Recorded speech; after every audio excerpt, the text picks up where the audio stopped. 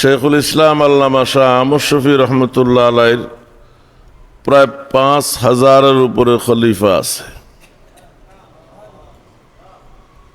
শেখুল ইসলাম রহমতুল্লাহ আলাইহির ইন্তেকালের পরে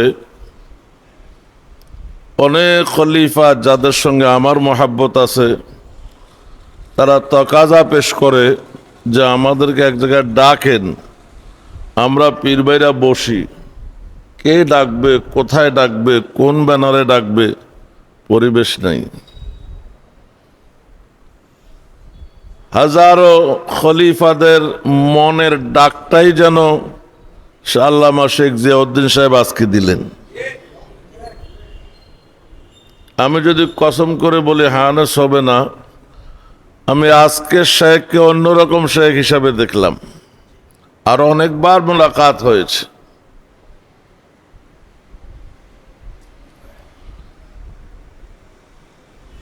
গারে সুরে সিদ্দিক আকবর রাদিয়াল্লাহু তাআলা আনহুর পায়ে সাফে দংশন করছে। সাফের বিষ পা থেকে চেহারা পর্যন্ত আসছে, তারপরে চোখ থেকে পানি পড়ছে। নবীজির ঘুম ভেঙে গেছে। সাফের বিষের জায়গায় নবীজি একটু থুতু লাগাইয়া দিলেন। ওই থুতুটা যেখানে যেখানে বিষ গিয়েছে শেফা হিসাবে সেখানে সেখানে গিয়েছে। বিষ আসছে চেহারা পর্যন্ত, নবীজির থুতু মোবারক সাফের দংশনের জায়গা থেকে উঠতে উঠতে চেহারা পর্যন্ত আসছে। নবীজির এই থুতুর বরকতে সিদ্দিক আকবরের চেহারা অনেকটা নবীজির চেহারার মতো হয়ে গেছে। বলেন তো, গারে সুর থেকে বের হয়ে নবীজি কোথায় গেছেন? মদিনা মুনাওয়ারায় গিয়েছেন। যাওয়ার পরে মদিনাবাসী দ্বিধাদ্বন্দ্বে পড়ে গেছে, কে নবী? দুইজনেই একই রকম, দুইজনে দেখতে একই চেহারা। তো আজকে আমি 10টার সময় আসছি, আমি আমার কাহিনী বলবো না। 10টার সময় এখানে আসি পৌঁছছি, সঙ্গত কারণে বিশ্রাম করতেছিলাম। জোহরের অল্প আগে হযরত আমি যেখানে আরাম করতেছিলাম সেখানে প্রবেশ করলেন, ইস্তেঞ্জায় যাবেন। আমি হযরতের আওয়াজ শুনে জড়সড় হইয়া সবার থেকে উঠে বসে গেছি। আমার মনে হলো হঠাৎ করে যেন আহমদ শফি রহমতুল্লাহ আলাইহি প্রবেশ করলেন। আমার আগে ওলামায়ে কেরামও বলছেন আজকে যেন আমরা আহমদ শফির চেহারা দেখতে পাচ্ছি। তা আমার বিশ্বাস আহমদ শফির মিশন নিয়ে হযরত আমাদেরকে ডাক দিয়েছেন, আল্লাহ পাক আহমদ শফির প্রতিচ্ছবি বানিয়ে দিয়েছেন। আমাদের এক বুজুর্গ বলেছেন,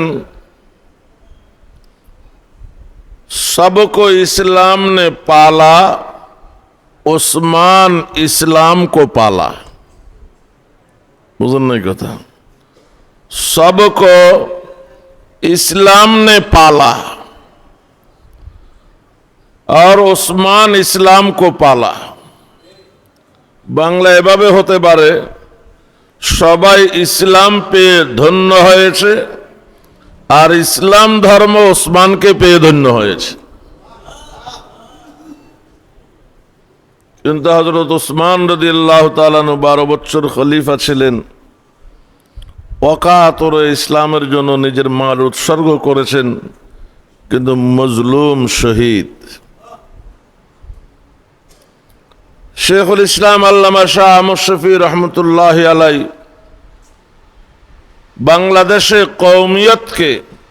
কওমিয়তকে দেওবন্দিয়তকে সর্বোচ্চ শিখরে পৌঁছাইছেন। বিশ্ববিখ্যাত এক ইসলামী স্কলারের সঙ্গে আমার মক্কা শরীফ হারম শরীফে দেখা। ওনাকে আমি প্রশ্ন করেছি হেফাজতের আন্দোলন সম্পর্কে আপনার মন্তব্য কি? তিনি বললেন, সারা পৃথিবীতে এটা প্রমাণিত হয়েছে বাংলাদেশে ইসলামের ধারক বাহক কওমি দেওবন্দিরা। বুঝেন নাই কথা? শেখুল ইসলাম আল্লামা শাহ আহমদ শফীর নেতৃত্বে, কওমি ওলামাদের নেতৃত্বে নবীর শত্রুদের বিরুদ্ধে যে বিক্ষোভ হয়েছে, এটা পৃথিবীর কোন দেশে কেউ দেখাইতে পারে নাই। অতএব এটা সারা পৃথিবীতে স্বীকৃত। বাংলাদেশে ইসলামের দ্বারক বাহক কওমি দেওবন্দীরা। এই জায়গায় কে নিয়ে আসছে? আহমদ শফী রহমতুল্লাহ আলাইহির নেতৃত্ব নিয়ে আসছে। কওমি সনদের স্বীকৃতি নিয়ে অনেকের অনেক মন্তব্য আছে, কিন্তু এটা আমাদের পাওনা, আমাদের অধিকার। কথা বলেন, এটা একসময় আমাদেরকে অনেক উঁচুতে নিয়ে যাবে। এই সনদের স্বীকৃতিকে কেন্দ্র করে অনেকে অনেক দালালি করার চেষ্টা করেছে, সরকারের মতো করে নিতে চাইছে। শেখুল ইসলাম আল্লামা শাহ আহমদ শফী রহমতুল্লাহ স্বীকৃতিটা এমন ভাবে নিলেন, কওমি এবং দেওবন্দিয়তের স্বকীয়তা বজায় রেখে। এখানে বাতিলের জন্য কোন ছিদ্র রাখেন নাই। বলেন, কোন ছিদ্র এখানে রাখেন নাই। দেওবন্দের আদেলে কওমি সম্পূর্ণ স্বায়ত্ত শাসন স্বকীয়তা বজায় রেখে স্বীকৃতি নিয়েছেন। কে? শেখুল ইসলাম আল্লামা শাহ আহমদ শফী রহমতুল্লাহ আলাইহি। হাটহাজারী মাদ্রাসার সওয়াশ প্রায় 150 বছরের ইতিহাসে আহমদ শফী রহমতুল্লাহর হাত ধরে যত উন্নয়ন হয়েছে, এর আগে 100 বছর অতটুক হয় নাই। শুরুর দিকে আমরা যখন হাটহাজারীতে গিয়েছি, বৈদ্যুতিক লাইন আছে, রুমে লাইট নেই। কথা বলেন, ক্লাসরুমে লাইট আছে, ফ্যান আছে, ছাত্ররা যে রুমে থাকে সেখানে ফ্যান তো দূরের কথা, লাইটও নাই, হারিকেন দিয়ে পড়তে হবে। শেখুল ইসলাম আল্লামা শাহ আহমদ শফী রহমতুল্লাহ আলাইহি লাইটও দিয়েছেন, ফ্যানও দিয়েছেন, আবার বিদ্যুৎ চলে গেলে বিকল্প জেনারেটর ব্যবস্থাও করেছে।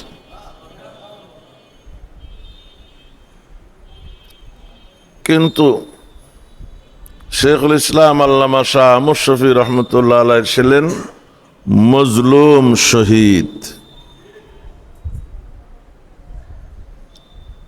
আপনদেরকে পাই নাই, মনের কথা বলতেও পারি নাই। আহমদ শফী রহমতুল্লাহ আলাইহির লাশ হাটহাজারীর ময়দানে বেওয়ারিশ পড়েছিল। জানাজায় গেছেন এখানে কেউ?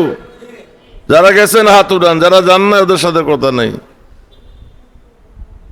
মাশাআল্লাহ, যারা গিয়েছেন হাত তুলেছেন, ওনারা আমার বক্তব্যের সাক্ষী। আহমদ শফী রহমতুল্লাহ আলাইহি হাটহাজারী মাদ্রাসায় 80 বছর শিক্ষকতা করেছেন, 34 বছর মুহতামিম ছিলেন।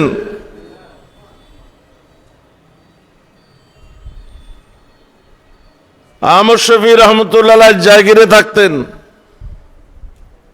ছোট 12-13 বছর বয়স।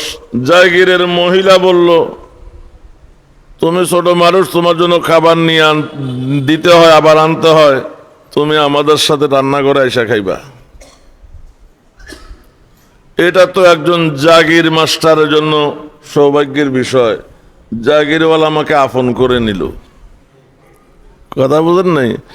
12-13 বৎসরের আহমদ শফীর এটা ভালো লাগে নাই যে আমি মাদ্রাসায় পড়ি, ওদের মহিলাদের সঙ্গে একসাথে বসে খাবো। তিনি থানবী রহমতুল্লাহ আলাইহি খলিফা হযরত হাফিজুর রহমতুল্লাহ আলাইহির পীর ভাই আব্দুল ওয়াহাব সাহেব রহমতুল্লাহ আলাইহির কাছে এসে ঘটনা বললেন, হুজুর এই জাগিরে আমি থাকতে চাই না, আমার জন্য বোর্ডিং এ খানা জারি করেন। এমন কথা বলার কারণে হযরত আব্দুল ওয়াহাব সাহেব রহমতুল্লাহ মাথা থেকে পা পর্যন্ত বারবার দেখে নিলেন, কি বলে এই ছেলে। পরে নাজেম মতবখের কাছে খবর পাঠালেন, যাও আহমদ শফীর খানা জারি করো। নাজেমে মতবখরে পাইছে বুথে, বড় হুজুরে বলছে জারি করতে, জারি করে দেবে, পরে যা হওয়ার বড় হুজুরের সাথে হবে। তিনি বড় হুজুরের কাছে পাল্টা খবর পাঠালেন, আমর শফির খানা জারি করব কতদিনের জন্য?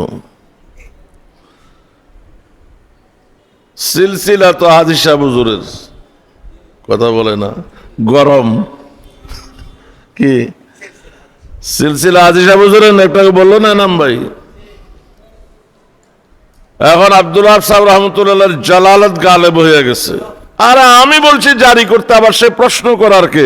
বলে যাও বলো মরণ পর্যন্ত খানা জারি। কতদিন? মরণ পর্যন্ত আমর শফির খানা আটাজারিতে জারি। যাও। আল্লামা আমর শফি রহমতুল্লাহ দেওবন্দে গেলেন, সেখানে ছাত্র অবস্থায় মদনী রহমতুল্লাহ খেলাফত পাইলেন। তারা কেমন ছিল আল্লাহু আকবার, যেমন শায়েখ তেমন ছাত্র। বাংলাদেশে এসে বাড়িতে না যাইয়া হাটাজারি গেছে আগে। আমরা তো বাড়িতে যাইয়া গোছগাছ হইয়া তারপরে মুরব্বীর সাথে দেখা করতে আসি। হযরত বাড়িতে না যাইয়া দেওবন্দ থেকে ডাইরেক্ট হাটাজারিতে আসছেন। আব্দুল ওয়াহাব সাহেব রহমতুল্লাহ আলাইহি হাটাজারি মাদ্রাসার মুহতামিম, তিনি বললেন মাদ্রাসায় সবক পড়ানো শুরু করো, 1 সপ্তাহ সবক পড়াইবা, তারপরে বাড়িতে যাইবা। একক সিদ্ধান্তে আমর শফি রহমতুল্লাহ আলাইহিকে হাটাজারিতে নিয়োগ দিলেন। আব্দুল ওয়াহাব সাহেব রহমতুল্লাহ আলাইহি তখন মাদ্রাসার ওস্তাদদের মিটিংয়ে কেউ কেউ প্রশ্ন উঠাইছে, আমর শফির এই নিয়োগ কতদিনের জন্য? যে কোনো নিয়োগ প্রাথমিক অবস্থায় নির্দিষ্ট মেয়াদের জন্য থাকে, সন্তোষজনক হলে স্থায়ী হয়। আবার হযরত জালালিয়তের মধ্যে এসে বলেন আমর শফির নিয়োগ হাটাজারিতে কিয়ামত পর্যন্ত। বিস্তারিত বলার সময় নাই, খেয়ে গেছেন হাটাজারির ভাত মরণ পর্যন্ত, এবং শুয়ে আছেন মাদ্রাসার এহাতার ভিতরে, থাকবেন কিয়ামত পর্যন্ত। কালান্দার হারসে গোয়ত দিদা গোয়ত। ইনি হলেন শেখুল ইসলাম আল্লামা শাহ আমর শফি রহমতুল্লাহ আলাইহি। তার লাশ মাদ্রাসার মাঠে বেওয়ারিশ পড়েছিল, এজন্য বলছি মজলুম শহীদ। ওসমান রাদিয়াল্লাহু তাআলার লাশ পড়েছিল, সবাই মুনাফিকদের কারণে কারো সাহস হয় নাই যে লাশ দাফন কাফনের ব্যবস্থা করবে। গালেবান হযরত উম্মে সালমা রাদিয়াল্লাহু তাআলা আনহা, তিনি বললেন যদি শহীদ ওসমানের লাশ দাফন করতে না দাও তাহলে আমি দুপাট্টা খুলে ময়দানে নামবো। তারপরে মুনাফিকরা অনুমতি দিয়েছে সীমিত পরিসরে ওসমান রাদিয়াল্লাহু তাআলার লাশ জান্নাতুল বকিতে দাফনের জন্য। যে কোনো বুজুর্গ ইন্তেকাল করলে আমরা জানাজায় যাই, সেখানে একটা শৃঙ্খলা থাকে। শ্রোতা আগতরা একদিক থেকে যায়, লাশ দেখে দেখে চলে যায়, কথা বলেন। কিন্তু আমর শফি রহমতুল্লাহ আলাইহির ব্যাপারে হাটাজারিতে এমন কোন ইন্তজাম ছিল না, কারণ বিদ্রোহীদের কারণে মাদ্রাসার ভিতরে যারা ছিল তারা আতঙ্কিত ছিল, ইন্তজাম তারা করে নাই। আর বিদ্রোহীদের দিলে তো কোনো আজমতই নাই। তো জানশীন শেখুল ইসলাম আল্লামা শাহ আমর শফি রহমতুল্লাহ আলাইহি, আমাদের শেখ ও মুর্শিদ, আমাদের বুজুর্গ আল্লামা শেখ জিয়াউদ্দিন সাহেব মদদুল আলী, আমার বিশ্বাস আজকে দেখা যাচ্ছে এটা শেখুল ইসলাম আল্লামা শাহ আমর শফি ফাউন্ডেশন। আমরা সবাই যদি ঐক্যবদ্ধ হয়ে কাজ করি, এটা একসময় হেফাজত ইসলামের পর্যায়ে পৌঁছবে। আমি আমাদের ভাই হযরত মাওলানা মুফতি হাবিবুর রহমান সাহেবকে বলবো, হাটহাজারী হযরতের 5000 খলিফা এরা অধীর আগ্রহে বসে আসে আমর শফির নিসবতে কেউ আমাদেরকে ডাকুক, আমরা যাব। আমর শফিকে হারানোর যেই পিপাসা বেদনা, সেই মজলিসে যাইয়া কিছুটা লাঘব করব। তা আমি বলবো পরবর্তী প্রোগ্রাম আমরা হাটহাজারী হজরতের নিসবতে আল্লামা আমাদের শেখ ও মুর্শিদের সঙ্গে আমাদের সম্পর্ক হলো পীর ভাইয়ের, আবার হজরতের নিসবতের সম্পর্ক হলো পিতা পুত্রের। বুঝলেন না আমার কথা? আহমদ শফির নেতৃত্বে আমরা পীর ভাই, আমরা ছোট ভাই, শেখ হলেন বড় ভাই। আবার হজরতের নিসবতে আমাদের সম্পর্ক হলো পিতা পুত্রের। তা আমি চাইবো হজরত তার ছোট ভাইদেরকে ডাকবেন, সন্তানের তালিকায় নিয়ে আসবেন। ইনশাআল্লাহ আমরা রাজি আছি তো কাজ করতে। শেখুল ইসলামের জানশীন ইনশাআল্লাহ শেখুল ইসলাম আল্লামা শাহ আহমদ শফির মাধ্যমে যে জাগরণ বাংলাদেশে হয়েছে, আল্লামা শেখ জিয়াউদ্দিন সাহেবের মাধ্যমে হবে। প্রয়োজন হলো আমাদেরকে ইখলাসের সাথে কাজ করতে হবে। আনসার ও মুহাজিরদের মতো হজরতের সামনে পিছনে ডানে বামে যতক্ষণ শরীরে প্রাণ আছে হজরতের সঙ্গ দিতে হবে, ফানাফি শেখ হতে হবে। আল্লাহ আমাকে এবং সবাইকে তৌফিক দান করেন, আমিন। ওয়া আখিরু দাওয়ানা আলহামদুলিল্লাহি রাব্বিল আলামিন।